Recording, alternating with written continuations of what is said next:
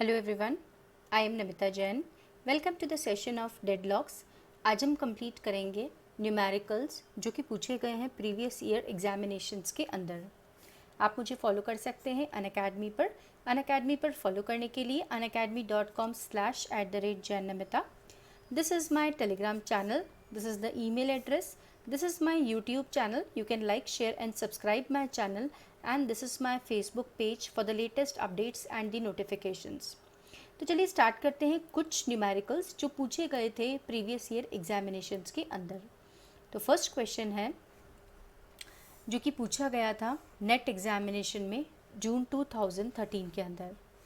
An operating system using Banker's algorithm for deadlock avoidance has 10 dedicated devices of same type and has 3 processes.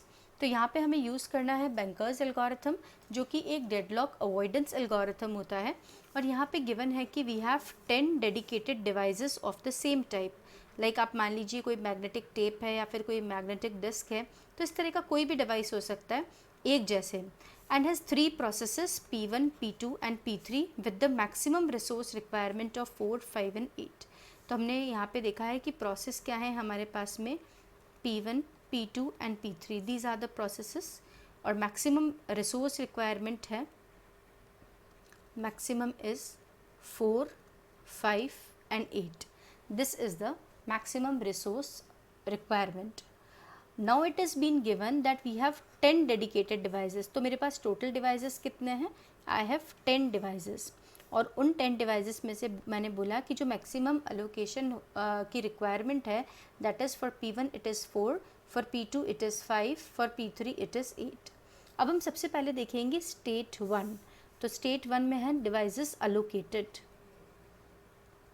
तो devices allocated कितने हैं?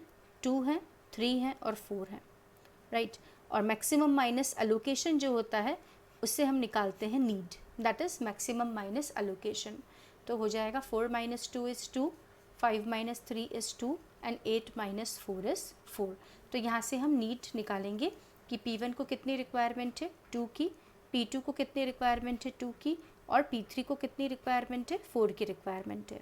और जैसा कि हमने स्टार्टिंग में देखा, वी हैव 10 डेडिकेटेड डिवाइसेस, और उन 10 में से एलोकेटेड कितने हैं? 10 डिवाइसेस टोटल हैं, उनमें से एलोकेटेड कितने हैं? 4 + 3 7, 7 + 2 9।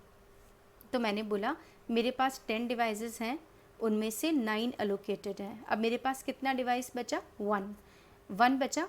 और P1 को कितनी की ज़रूरत है? 2 की। मैंने बोला मेरे पास एक ही चीज़ है, और P1 को कितनी चाहिए? 2 चीज़ें चाहिए। तो पॉसिबल नहीं है। P2 को कितनी चाहिए? 2 कुछ चाहिए, पर मेरे पास एक ही है, तो ये भी पॉसिबल नहीं है।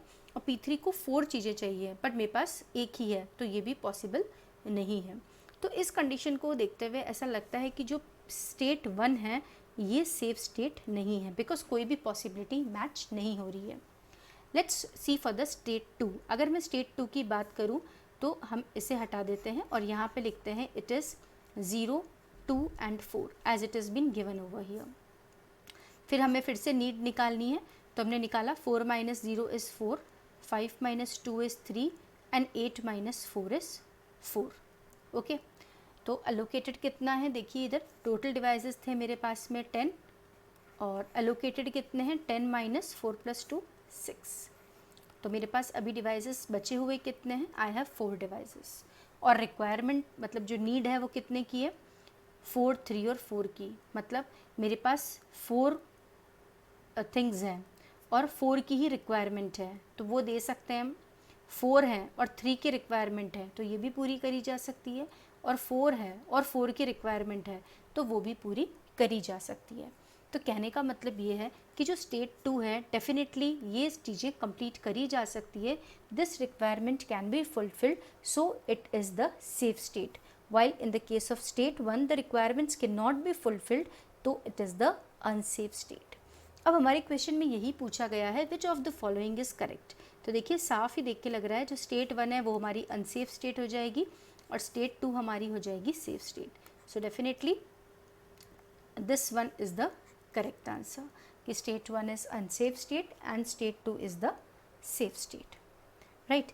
चलिए चलते हैं नेक्स्ट क्वेश्चन पे। The next question is, it was asked in UGC NET September 2013. A system contain 10 units of resources of the same type. The resource requirement and current allocation are being given. बिल्कुल उसी तरह का question है जैसे हमने अभी किया है. तो चलिए देखते हैं इस क्वेश्चन को हम कैसे करेंगे. टोटल कितना है हमारे पास? 10 यूनिट्स हैं. Resource requirement and allocation are given as this. तो हमने बोला कि जो मैक्सिमम है for P, Q and R, the maximum is 8, 7 and 5. और अलोकेशन कितनी हो जाएगी हमारे पास में? 4, 1, 3. तो मैक्सिमम माइनस अलोकेशन क्या होता है? नीड होती है. तो it is 8 minus 4 is 4, 7 minus 1 is 6, 5 minus 3 is 2. Okay, अब हमारे पास टोटल कितना है? 10 है. 10 है मेरे पास में, और मुझे ज़रूरत कितने की है? ये है रिक्वायरमेंट और ये है अलोकेशन और ये है नीड. राइट. अब P ने रिक्वेस्ट करी है 2 रिसोर्स यूनिट्स की. तो अलोकेटेड कितना हो गया? 10 में से माइनस करेंगे 4 + 1 5 और 3 5 और 3 8. मेरे पास कितना बचा है? 2. ठीक है, मेरे पास 2 डिवाइसेस और 2 रिसोर्सेज आर देयर. P ने रिक्वेस्ट करी है 2 रिसोर्स यूनिट्स की. तो P ने रिक्वेस्ट करी है 2 रिसोर्स यूनिट की, और Q ने रिक्वेस्ट करी है 2 रिसोर्स यूनिट्स की, और R ने रिक्वेस्ट करी है 2 रिसोर्स यूनिट्स की. तो आप देखो P वाली रिक्वेस्ट तो फुलफ़िल हो नहीं सकती. नीड कितने की है? 4 की है. Q ने रिक्वेस्ट करी है 2 रिसोर्स यूनिट की, वो भी हो नहीं सकती. नीड कितने की है? 6 की नीड है. और R ने रिक्वेस्ट करी है 2 रिसोर्स यूनिट्स की. तो ये ज़रूर पॉसिबल हो सकता है, because I have 2 and these 2 can be given over here. तो अगर इस तरह से देखा जाए तो रिक्वेस्ट 1 मतलब P makes a request of 2 resource unit, ये ग्रांट नहीं हो सकता. Q makes a request of 2 resource unit, ये भी ग्रांट नहीं हो सकता, बिकॉज यहाँ पे 6 की ज़रूरत है, यहाँ पे 4 की ज़रूरत है. And R makes a request of 2 resource unit, तो डेफिनेटली ये ग्रांट हो सकता है. तो I can say that only request 3 can be granted, but the request 1 and 2, this is the request number 1, this is the request number 2 and this is the request number 3. तो जो 1 और 2 है वो ग्रांट नहीं हो सकती, पर सिर्फ जो थर्ड रिक्वेस्ट है वो ही ग्रांट हो सकती है.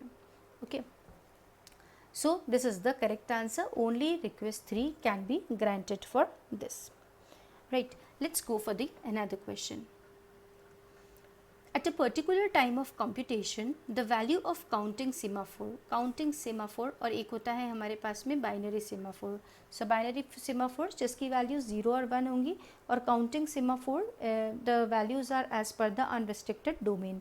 एक फिक्स पूल ऑफ वैल्यूज़ हैं और वही वैल्यूज़ आप यूज़ कर सकते हैं. Is 10. So it has been given that counting semaphore के अंदर जो वैल्यू है वो 10 है. वेट कितना है? 18p operations, that is wait. And we have 14V, that is signal operations. Right, they are completed. What is the resulting value of the semaphore? अब हमें निकालनी है कि इसकी वैल्यू क्या होगी, सेमाफोर की रिजल्टिंग वैल्यू क्या होगी. तो हम जैसा कि जानते हैं वेट का मतलब होता है -1 और सिग्नल का मतलब होता है +1. राइट, तो उस हिसाब से वेट मतलब हमें माइनस करना है और सिग्नल मतलब हमें वैल्यू को ऐड करना है. तो इसके लिए एक फॉर्मूला होता है ऐसे क्वेश्चंस को सॉल्व करने के लिए. वो फॉर्मूला है, आपको यहाँ चेक करना है वैल्यू कितनी है काउंटिंग सेमाफोर की, फिर वेट जहाँ पे भी है वहाँ आप माइनस करेंगे, और जहाँ पे भी सिग्नल है वहाँ पे प्लस करेंगे. ओके, तो हमने इस तरह से किया है. 10 इट इज़ बीन गिवन -18. तो 18 हमारे वेट ऑपरेशंस है, तो इस पर हम माइनस करते हैं, और सिग्नल मतलब प्लस होता है, फिर हमने यहाँ पे प्लस किया. इसे सॉल्व किया तो इसका आंसर आएगा 6. तो the resulting value of the semaphore is 6. So this is the correct answer. तो मेरे ख्याल से आपको क्लियर हो गया होगा कि how we can do such type of questions. Thank you so much. Thanks for being with me. अगर आपको मेरे वीडियोस अच्छे लग रहे हैं तो please like, share and subscribe my channel. Thank you.